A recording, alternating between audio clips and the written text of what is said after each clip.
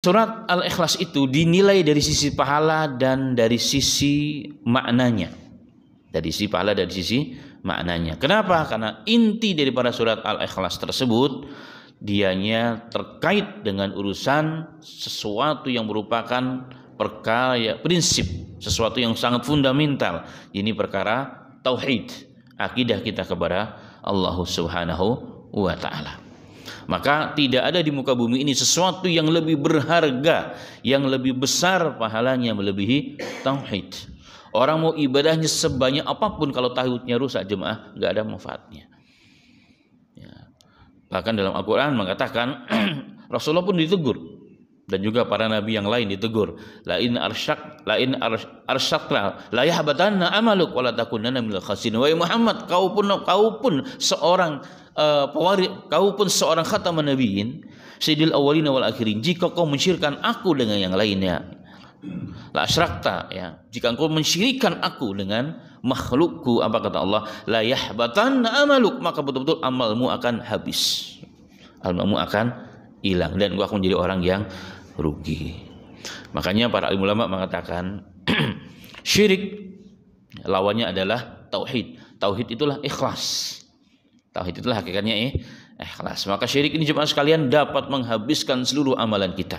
Kalau kita riya, syirik kecil namanya, dan itu menghabiskan amalan kita. Kita sholat Allahu Akbar dari awal sampai akhir, tiba-tiba ada keinginan.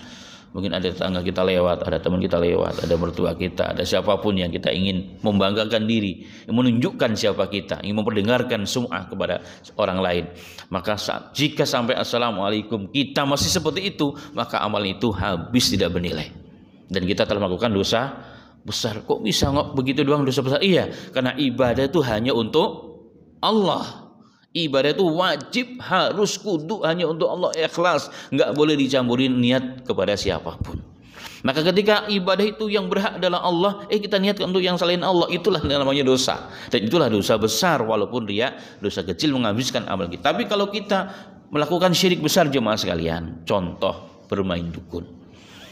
Ya, contoh kecil lah, bermain dukun. Hari ini dukun itu kan diberikan casing orang pintar, orang cerdas. Padahal dia tertipu oleh syaitan. Maka saat itu kata Rasulullah, barang siapa man atakahinan, barang siapa yang mendatangi dukun, apapun namanya, tukang pintar, paranormal, apa kata Rasulullah, maka dia telah berbuat kesyirikan.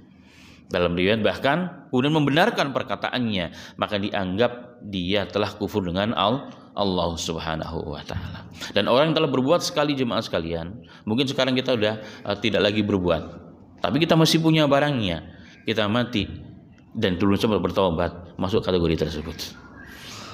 Masuk kategori tersebut. Ini penting.